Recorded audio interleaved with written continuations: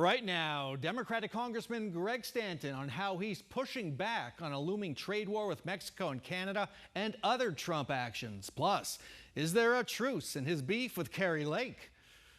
Also on Sunday Square Off, Senator Ruben Gallego is heading to the Iowa State Fair in August.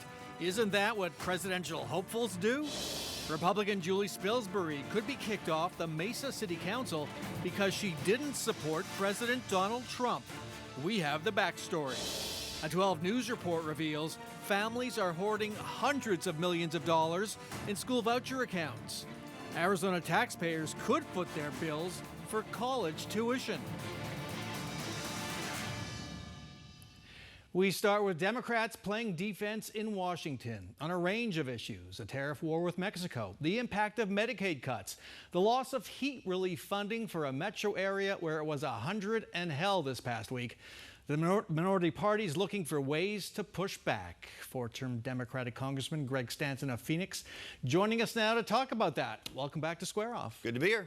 Your district covers Phoenix, parts of Mesa, Chandler. And Tempe. And Don't forget about Tempe. Never sleep on Tempe, ever. Go Devils. Big picture, how do you decide in this environment that Trump has created in Washington when to push back and what to push back on? Well, that was a big decision that we had to make when Trump went after, for example, USAID, because they felt that foreign aid wasn't a very popular program, and they illegally tried to dismantle USAID. There were some political commentators who say, hey, that one's not very popular, stay away from that. No, we said every time this president illegally overreaches, goes beyond the boundaries of his office, our founding fathers set up our government the way it was for a reason. Checks and balances, equality of the branches of government, respecting the judiciary. So we made a decision. Every time he goes beyond it, we're going to sue him. We're going to challenge him that. And as you know, as courts have ruled over time, virtually every time they have said that the president has acted illegally. And we're going to continue to fight him every single time he goes beyond it. He is the president of the United States. The American people voted for him. There's no election denialism on our side of the aisle, but he's not a king. He's not an authoritarian. He still has to follow the rules as our founding fathers set up our government.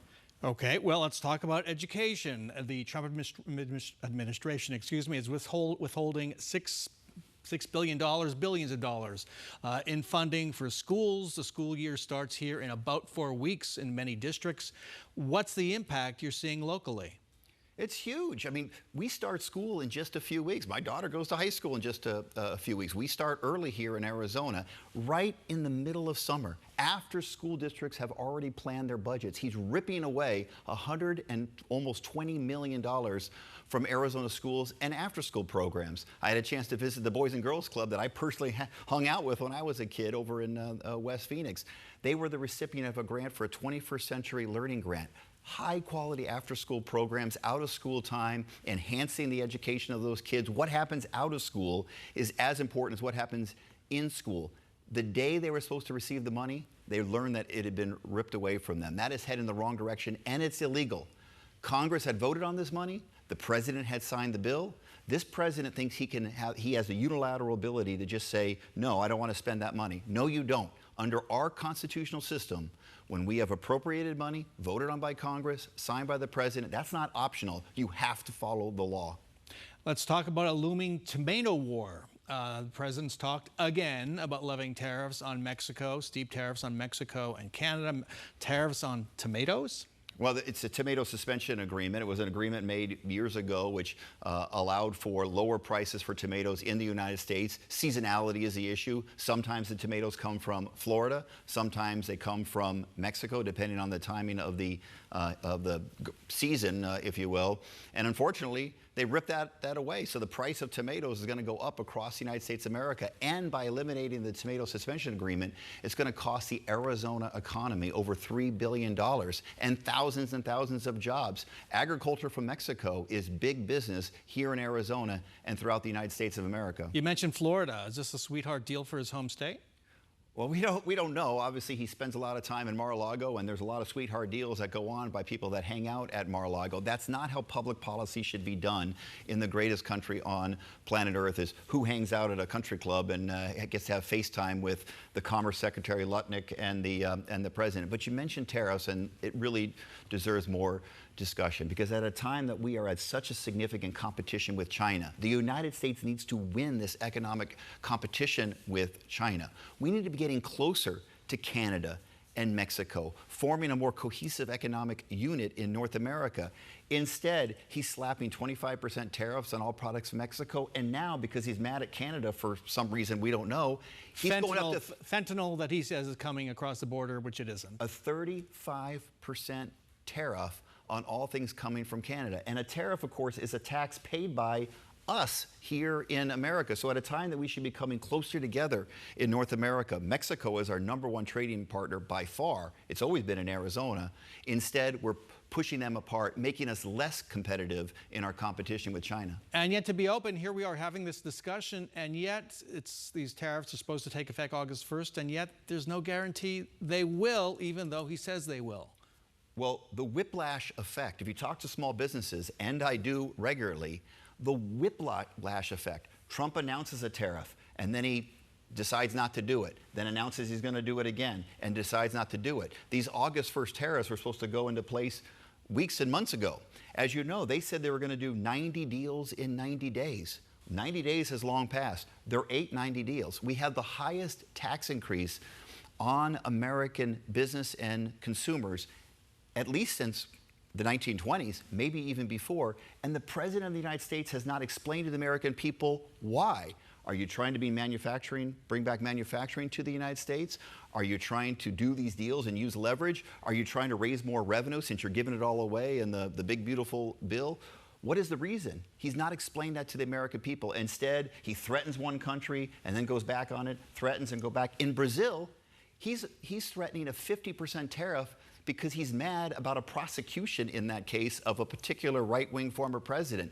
That's not good public policy. That's not how America should. We need to be the leader in the globe, not this whiplash effect back and forth. And the whiplash effect in so many ways is worse than the tariff itself. We're running low on time. There are two more topics I want to get to. First one is the Extreme Heat Caucus you and a Republican have formed. Myself and Congressman Mike Lawler from New York. This issue of You don't think of New York as being an extreme heat place? But it's getting hotter there. Because of climate change, it's getting hotter all across America and the globe, and we need to take this into account in our public policy. We need more resources for LIHEAP, which is the program that helps people that can't afford to have their air conditioning at appropriate temperatures during the summer. Has that program been eliminated? Well, the program has been eliminated. He fired every single person that works in the program, so effectively it's been eliminated. In the worst of the heat in the summer here in Arizona, at a time when seniors are living in their homes and are trying to balance their budget and they are worried about the cost of air conditioning, he's effectively eliminated that program. Infrastructure, the reason why Congressman Lawler and I are working together is we need to take into account the impact of extreme heat on our infrastructure as we plan for a new bipartisan infrastructure law, the surface transportation bill that we're going to be working on. So there's a lot of important issues to deal with this, unfortunately, increasing heat in Arizona and across the country. And to be clear, LIHEAP provides emergency aid to low-income residents, seniors, people it's life and death. Whose air conditioning might break down on a 118-degree day. And we get underfunded structurally because it's based upon an old funding model. We need to fix that and make sure Arizona gets its fair share. Okay. Want to get to your beef with Kari Lake that came out into the open at a House hearing last month. She fired a homophobic smear.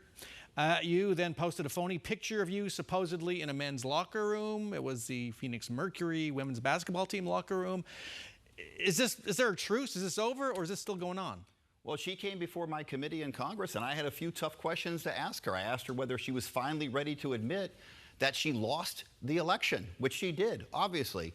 No, she was unwilling to do that. Would you finally admit that you lied to the courts here in Arizona, which both a district court, a federal district court, and the Arizona Supreme Court sanctioned her for lying to the court? That's why I called her an adjudicated liar. That's not name calling, that's fact. It's what the courts have said. And then finally I said, would you do us all a favor? After losing to Katie Hobbs for governor, after losing to Ruben Gallego for governor, would you do us all a favor and run again for governor this year. She didn't take too kindly to that, and that's why she engaged in that. I thought, engaged in that conduct that you just described. And I thought, who the hell in the year 2025 thinks that saying someone is gay is somehow an insult? What are you talking about, you know? So I'm not gay, but I'm a strong supporter of the gay community, and they are some of the toughest fighters I know. So you're going to accuse me of being gay and think it's an insult? To me, I have worked so closely with our LGBTQ plus community. They have fought for civil rights, and I fought alongside with them. I'm a proud ally of that community. That's not an insult to me. And I think for virtually everyone watching this, they know exactly what I'm talking about. I don't know where she's coming from, but keep it up. And if she keeps coming before my committee, we got some more tough questions for her. Got to end it there. Congressman Greg Stanton, thanks so much for joining us. Have a good one.